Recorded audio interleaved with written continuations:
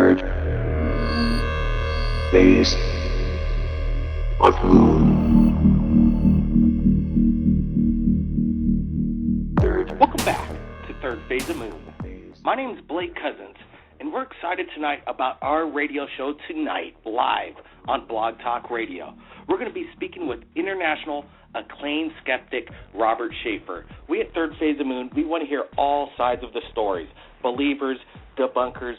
You have something to say about the videos you see on Third Phase of Moon? We want to get every side and every opinion because that's what we do. We want to keep it transparent and get the word out. And we're receiving callers from both sides of what they believe, of what's going on over the skies of planet Earth. And we're going to go right now to Robert Sheaffer, skeptic and debunker of UFOs. Hey, I want to thank you for joining us right here at Third Phase of Moon, Robert. My pleasure, Blake. Okay, well, let's get right to it. I want to ask you one simple question, Robert, because, it's the biggest question out there. Do you believe that we are alone in this universe? Well, it's interesting you should ask the question that way. I call it the prime UFO fallacy when people think that if you don't believe in the sightings that people are reporting, that therefore you're saying, well, there can't be anybody else out there in the universe. No, that's not what I think at all. I know that the universe is vast. It's more vast than we can imagine. Sometimes I get my telescope out and look at the stars, and I'll tell you, it's just astonishing when you contemplate how big, how far away those stars are and those galaxies are. So in a galaxy, in a universe this large, I don't see any way we could possibly be alone. But that does not mean that just because they're out there somewhere, that they got to be here right now. Well, you have a point. Robert, can you tell our audience and our viewers listening who you are and what your background is on the UFO subject matter? Yeah, I've written a couple UFO books. Most recently was UFO Sightings, Prometheus books. I also have a blog, which is badufos.com, where I try to keep up with the latest of what's going on and what claims are being made in the UFO world. I have been associated with PsyCop, or CSI, the skeptics organization, for a number of years. I'm a fellow of CSI. I used to work actually very closely with Philip J. Klass. I'm sure most of you know who that is and who he was. And so I guess that's, in a nutshell, that's where I'm coming from. Great. Robert, out of all the investigations you've done, you have an opinion that, they're not visiting Earth, and so therefore all the video out there and the evidence, you pretty much have an answer for them all? Well, I haven't seen every last one of them, but there's with videos as well as with just sighting cases, there's sort of a hierarchy that the people who are the proponents of these cases and these videos kind of select the ones that they like the best, and the ones that they cite the most are the ones that we skeptics go after. Because, and it's Phil Klass always said this. He says, don't waste your time, investigating some, little sighting from, Podunk or someplace where nobody's ever heard of, and he sees a light in the sky. Even after you put a lot of effort into that and find out what it was, people just say, oh, you picked an easy one. No, you don't do that. So you go after Betty and Barney Hill, you go after Travis Walton, you go after the really big cases, And you'll find that for just about every major UFO case that's happened in recent years, that there is at least one, skeptical analysis of it, either on the web or in a book or whatever. And now you can accept it or not, but at least I think to be fair, you should. If you think such and such a case is really good, well, you should read what the skeptics have to say, and of course you've already read the other side, and then make up your mind after reading that. Well, the way it sounds about the way you're explaining it, besides, it doesn't sound like it's a skeptic or a debunker. More like it's basically make up your own mind and use a little bit of common sense. Yeah, I think if that were done, there'd probably be a lot fewer supposedly unexplained cases, because let's face it, a lot of these videos, many of them come from places we don't even know where they come from, and we don't know, how they were made. In some cases we do, but So that is a big red flag right there. And of course now everybody has got video cameras and such as video cameras inside just ordinary cameras that you buy at your, local store for a snapshot camera. So one would expect that there would be if there's all these abductions and all these close encounters and whatever going on, you would expect to have huge numbers of really good close-up pictures. I don't mean little dots, little blurs in the sky, because let's face it, most of these things that we see, who was it that calls them blurfos or blur UFOs? They're not. They could be anything. It's just a little black spot that goes, well, what's that? I'm talking about if there's a close encounter, I want to see a good, big, close, clear thing in a video, not just maybe one frame. And if it's really happening, several people will get it from different perspectives. If there were things like that, situations like this, it would be pretty hard for a skeptic to deny the evidence if there were that kind of evidence, but that's not what we get. I mean, we do get sometimes multiple witnesses and multiple videos and things like that for certain cases, like, for example, the Phoenix Lights, the second part, which actually was a flare drop from the Air National Guard. And so we know what it was. It's almost like an inverse relationship between the better the physical evidence for the UFO in terms of the number of people seeing it and the number of people photographing it, the better that is, the worse the UFO itself is, because we know absolutely what it was. It was a flare drop. There's some cases where we think we know what it was, not completely sure, and it's more ambiguous. But then, those are never the ones that we have a lot of evidence and really good photos for. Well, Third Phase of Moon, we've been on YouTube for the past 4 years now. We've asked people from around the world if they've captured anything amazing in regards to UFOs to contact us via Skype or Facebook. We've had over 60 Skype interviews with eyewitnesses, video that we can't explain, looks like there's no enhancement or whatsoever. There are some amazing videos. We have an archive of over 600 sent to us. Some of them are suspect. We're not claiming every single one of them are authentic. We're just putting it out there. This is material we received, and then we let the people decide. But I have to say that, you're saying blurry. There's a lot of footage on Third Phase that, it's crystal clear. It's unexplainable. A theory, let's go into a couple things. First of all, the government is a very powerful entity, as we all know. And, if they had the knowledge of alien existence, do you think they would tell us? And do you think possibly some of these things that are being caught on video are military-operated kind of CIA drones doing fantastic maneuvers, maybe 40 or 60 years in advance of technology? It's classified. They're classified. You don't know what it is. It's a UFO. Well, I think it's very unlikely that they would have any technology that's that advanced and that it would be in a drone. I'll grant you that a very small number of these cases probably are military technology. You're talking about, some kind of a stealth fighter that might be, flown out of Area 51 or some such thing. But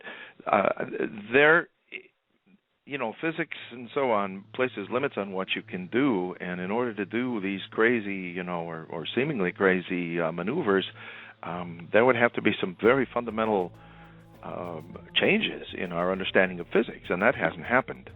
So I can't see that anything like that is likely at all. As I said, there's this hierarchy there. Now, out of those 600 videos, there must be at least a few that you and the other people there think are the best. These are the ones to be promoting. Now, if you know who Mark D'Antonio is, who is a video photo analyst from MUFON, he's our chief photo analyst. I just heard him speak at the International UFO Congress a couple of weeks ago, and Lee Spiegel, the reporter at the Huffington Post, he writes stories for Weird News at the Huffington Post, and of course a lot of people send him videos. And we've sent Scott Spiegel many, many times UFO, right, and he does not. He doesn't. People contact MUFON about videos. Right. They don't. But let me explain what he said. Spiegel sends these to D'Antonio, the ones that he thinks are good, and D'Antonio basically takes them apart. Even though he is not a skeptic, he believes some UFO cases are real, but he thinks everything. In fact, he said that to Lee. He said, "You haven't sent me anything so far that's unidentified." So I would just have to say, if people think that they're going to, fool people with this, they're going to have to do better. I find also, even on comments on that others are making, other UFO proponents are saying some rather complimentary things. What was it? The Paracasts, the third phase of the moon is a fraud group. Now, I wouldn't go that far, but I think there are a lot of people submitting frauds, But and there's a number of comments like this. So, and these people are not skeptics. So I would just have to say, I'm not, obviously I have not seen all 600 videos, and I tend to work on this, the hierarchy of the best cases. So if I say, if here is such and such a video and it seems to fall apart, and it was selected as the best, well, how much worse must the other ones be? So, that's the way I view it. As long as there's some truth in there, then it blows everything apart. It means that they do exist. There are videos on there, like, again, I say they're suspect. But with over 600 of them, I would have to say, the majority seem very genuine, and they are unexplainable. And I suggest you take a look at them. Later on, I really want to get you some of these videos. Hey, Joe, thanks for joining us. And can you tell Robert Sheaffer what your opinion is on the UFOs and what you think? Obviously there's something going on. Go ahead, Joe Rodriguez. Okay. Yes. Hello, Blake. And hello, Robert. Hi, Joe. Hi. I was a skeptic, meaning that anytime I would hear someone talk about UFOs, I would think, what an idiot. And I'm an investigator. I've been an investigator since 1980. So I heard about this guy named Prophet Yahweh out of Vegas somewhere, and I saw him on the internet, that he could so-called call down UFOs and what have you, or lights, or... Now, where is he located? He's in Henderson, Nevada. This was 4 years ago. I gave him a call. Yes, I think I read something about that. And, yes, where he went to Las Vegas, I think, and did it there. Not only that, but he came out on a radio station, news station, and they took reporters and everything, and the reporter said, if I wasn't here in person, I would not have believed what I just saw. So I gave him a call, too, to ask him some questions and stuff, so he kind of left some doubt in my mind. Then 4 years passed by, and I heard about this gentleman by the name of Robert Bingham, who was going to be summoning UFOs in L.A., and I live about 10 miles away from downtown L.A. I live near Pasadena. So I went ahead and made plans about a year ago to attend one of his groups, and I showed off my camera, videotaping him, videotaping the humans looking up, and to make sure that it wasn't balloons or whatever. I wanted to catch him in a scam, and I was going to report all this to my friends on YouTube and Facebook and everything. Well, I've got videotape of stuff that I videotaped, and these things were definitely not balloons. Some of them were balloons, but a lot of them were definitely not balloons. What they were were like lights of plasma. Joe, how many people were on the ground while you were eyewitnessing this? And but it wasn't just you by yourself. How many people? No. A year ago, it was about maybe 20 people. A year ago. Yeah, but now there were police officers that showed up. The LAPD were looking at things, and they couldn't explain what they were, right? Right. I have a video under Joe Rodriguez on YouTube, and LAPD showed up on my second or third visit to one of these summonings or whatever, and they were very surprised at what they were seeing. As a matter of fact, an officer asked me, is it a planet? And this was 1 p.m., so obviously it wasn't a planet at 1 p.m. And she asked if it was a satellite, and I said, no, it's not a satellite. But my whole point is that there are some things out there, and I would be the first one to say these people are idiots that are claiming UFOs and all this. I mean, I couldn't stand those people, and now I go into IHOP and I scream out, hey, I saw UFOs. Hey, Robert, the videos that are being captured when in Los Angeles, if you check out UFOs over Los Angeles, breaking news, there's some absolutely amazing videos. And these are not flies, let me tell you. Helicopters are swarming around this thing. It actually interconnects with this object and then darts and takes off because it didn't know what it was. This is no Chinese lantern. These aren't flies. Breaking news, UFOs over Los Angeles. You take a look at that one. I also want to tell everybody, freedomslips.com tomorrow, 2 to 4 Eastern Standard Time. We're going to have Stanton T. Friedman. That's nuclear physicist Stanton T. Friedman. We're going to talk to him for 2 hours. We're going to ask the big questions.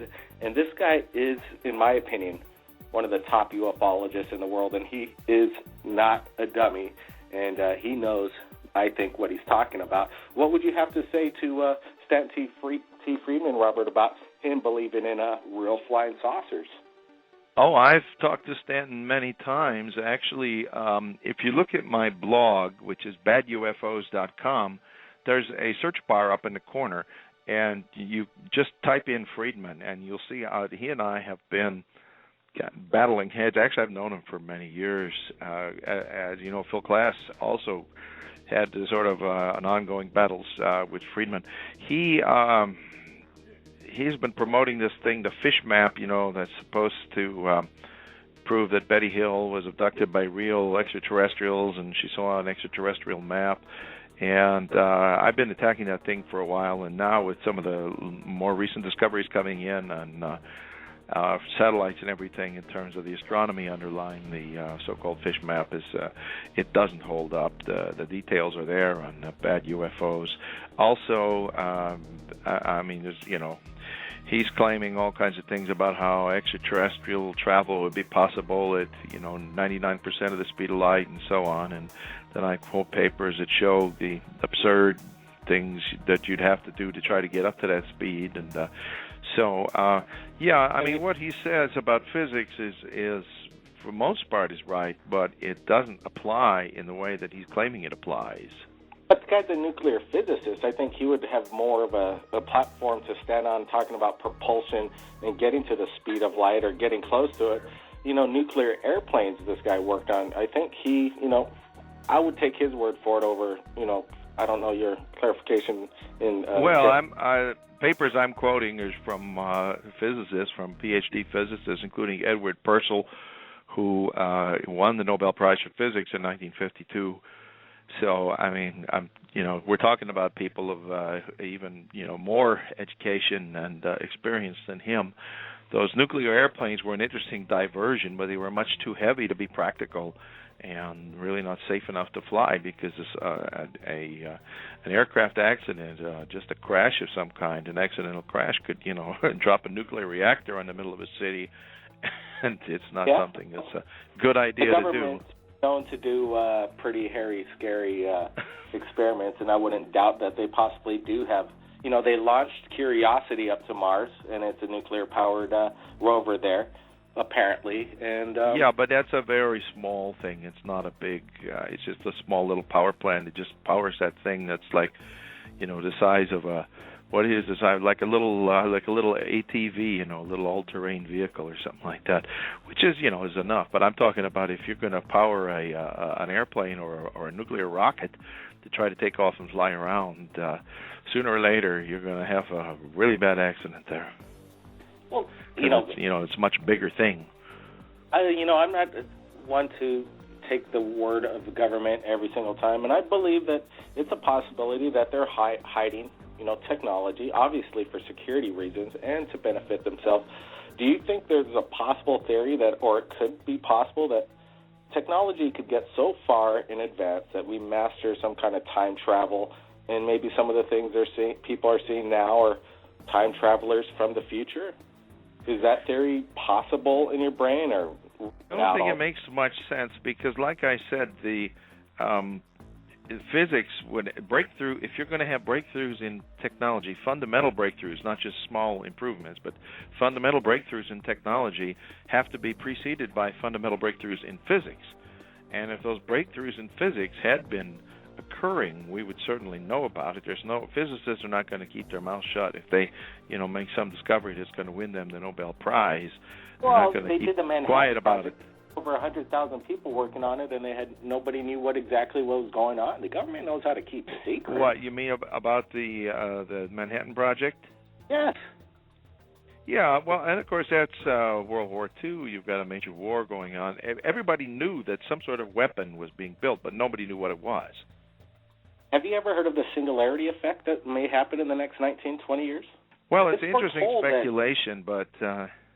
I believe that the computers nowadays, but in 20 years into the future, we're going to be so fast with technology, they're going to build machines and people like us that are going to be 1,000,000 times smarter than we are at this present date. They're just going to process. And they're going to come up with ideas that we can't even think of because we can't process as fast as what these things are going to be doing. And they're going to come up with... Well, who knows what's really going to happen? Yeah, it's interesting speculation, but we don't know. Well, look at the cell phone now. It costs us $100, and the technology is amazing. 10 years ago, it was the size of a skyscraper, and it cost $100 million. So, well, not quite, but it was. There was no practical like a smartphone in those days. You would have to carry around something like a laptop, if you wanted that much functionality.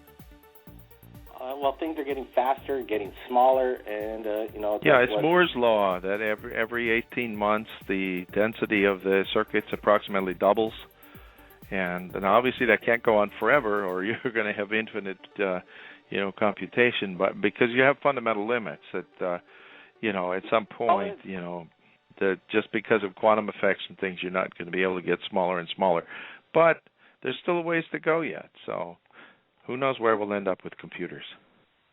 It's exciting, and I think a lot of what we're seeing in the skies have something to do with higher intelligence or fast processes. They're doing maneuvers that defy physics, and that you want to believe in physics all the way. I think physics is a way that is a kind of a Bible that can be broken, and it's not 100%. Mr. Sheaffer, I want to ask you, do you believe in Jesus Christ? And do you believe... Well, I'm not a religious person, and what I wanted to say to Joe was that he said he's not a religious person either, yet he's quoting these Bible verses, as if they were like inspired or infallible or prophetic or something. And that's almost the definition of a religious person, is somebody who believes, that the Bible is... some reliable guide to the future and has supernatural wisdom in it. I don't believe that at all. I think that the Bible is simply like so many other religious texts, and there's the Bhagavad Gita, and there's the Quran, and so on and so on. And many different religions have their religious texts.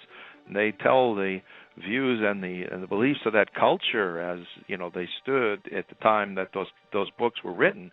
But I don't think that there's any supernatural or predictive ability to the Bible or anything like that. So I don't see, and I think a lot of people nowadays, even the people who are religious or do consider themselves Christians, still don't believe the Bible as infallible, that you can take a quote and say, okay, this quote says, such and such about, the future and prophecy, and to say that that's definitely going to happen, because I think even most religious people today who go to church on a regular basis still believe that the Bible is more, shall we say,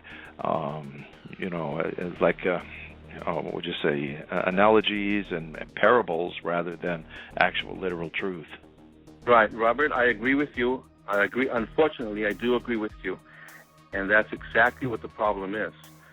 Many, many so-called Christians, so-called God-believing Christians, don't even believe in the Bible or only believe parts of the Bible. Before you know it, they're worshiping the Virgin Mary, they're praying to her, they're worshiping to different saints, to all kinds of stuff.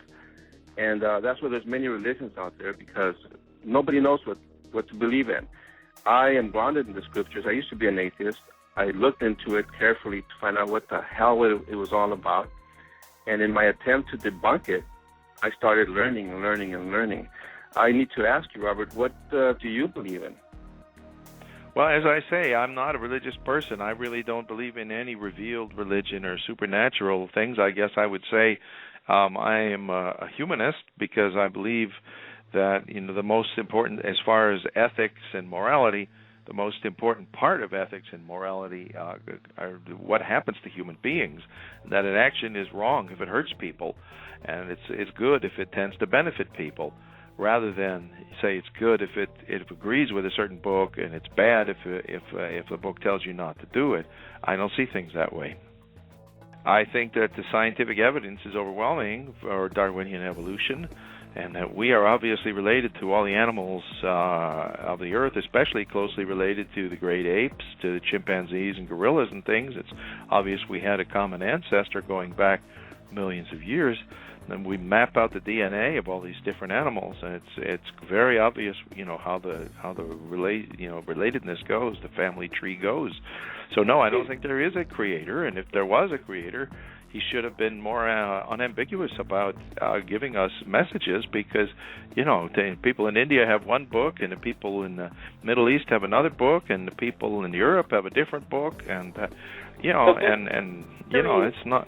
We're still very far from being animals. We may act like animals, but we're not animals at all. It depends on what you call an animal. I mean, we're animals in the sense that we're, these living creatures with bodies, but if you want to say we're more than them, well, I would agree, but it would be in terms of more of a qualitative difference rather than a quantitative difference. That are, it's obviously animals have their own sense of what's right and what's wrong. They may not always follow it. You could find that from studying animal societies, and humans are. If you look at the DNA, there's no question we share 98 or 99% of the genes of that chimpanzee. But obviously, the 1% that we don't share makes our brains very different, and although I don't know if our emotions are all that different than theirs. Frankly, I think I see a lot of similarities between them and us, but. And animals are not necessarily, violent or aggressive or anything. A lot of them are peaceful much of the time. We share some of that, but, human beings are strange mixtures of a lot of different things. And I also want to thank Robert Sheaffer for joining us right here at Third Phase of Moon. Any last words? No, it's been my pleasure to be here. I just want to say, if people want to understand where I'm coming from and see some of the skeptical writings and information, look at my blog, badufos.com. There's, as I said, there's a search panel up there, and if you want us to settle that question of the fly video, put Denver fly in the search box on Bad UFOs, and you'll see the videos that have already surfaced, and it's hugely controversial, but I think that just about everybody except a few people now, accept that these really were just flies buzzing around in the park in Denver. And if you compare those to the Los Angeles flies, they look pretty much the same to me. Yeah, everybody's got their own opinion, and, the Denver video, Scott Spiegel over there at the Huffington Post made it go viral. Lee Spiegel, yeah. Yeah, Lee Spiegel made it go viral at the Huffington. For some odd reason, he picked that ridiculous video and said these are, or, claimed that they're UFOs and this is what everybody should look at. No, he was kind of not. It went viral, and it was pretty ridiculous, in my opinion. Yep. There's so many videos on Third Phase. We have Skype interviews with eyewitnesses, real people from around the world, real video. That's the thing that people should be watching. And I hope maybe, like I said, that we could get you some videos and you could pass it on, get it to Lee, and have him look at it. And, again, thanks again, Robert Sheaffer, for joining us. It has been our pleasure, and we'd love to get both sides of the opinion right here. All right. Well, it's good to talk to you, and you take care. Appreciate it. If anybody out there has captured anything amazing in regards to UFOs, contact us at Third Phase of Moon. And I want to remind everybody, 2 to 4 Eastern Standard Time, freedomslips.com radio, Third Phase of Moon. We'll be interviewing nuclear physicist Stanton T. Friedman. And the best way to get in touch with us, if you have captured anything amazing, is Skype or Facebook. My name is Blake Cousins. Keep your eyes on the skies, and we'll see you again next time.